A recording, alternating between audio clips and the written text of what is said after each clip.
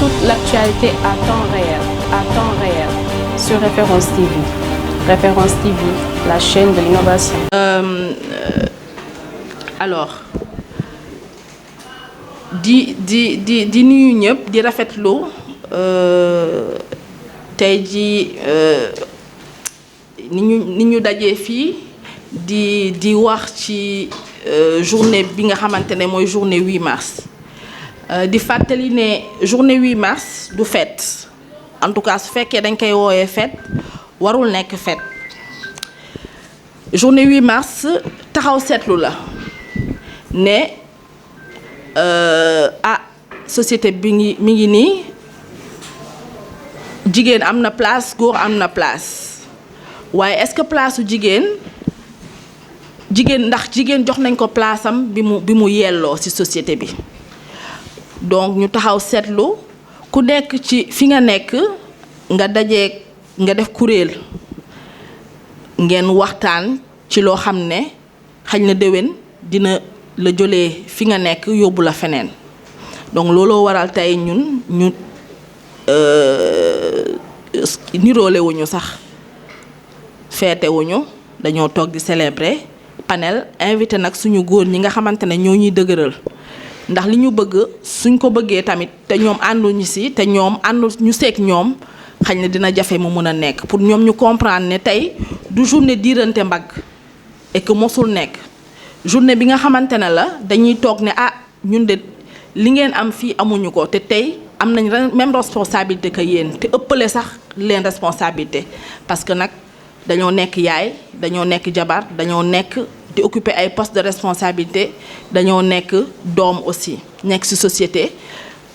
diine tënkuñu société bi aussi tënkuñu te ñoom suñu jàppalewuñ duñu mën a egg fi nga xamante ne foofu nañ bëgg jëm donc ñu ànd seeg ñoom di gërëm ki nga xamante ne mooy directeur général ndax daaw bu ñu dajee ci journée bu mel ni tey amoon nañ liñ ko wax luñ ko ñaan liñ ko dénkoo te sooy seet suñ defee taxaw seetlu am na évolution parce que suñu nombre yokku na de femmes il y a des femmes qui sont chefs de division il y a des femmes qui occupent des instances de décision mais du doy parce que gëm naa ne fii SAPCO Sénégal am na yeneen jigéen yoo xam ne am nañ capacité occuper d'autres postes des postes de responsabilité di ñaax aussi jigéen yi ñu jàppale seen bopp jàppale seen ay mbokk ak di xeex pour l'accès à l'éducation parce que lépp foofu la commencé soo bëggee occuper ay instances de décision il faut nga jàng il y a beaucoup de facteurs aussi yi nga xamante ne day yàqal jigéen jàngam xëy na ñun ñu nekk Dakar wala ci région yi duñ ko yëg torop mais dafa am yeneen gox yoo xamante ne duñu région yi te ñoom dañ koy dund donc loolu mu ëpp solo defar jigéen bi ci base bi mu màgg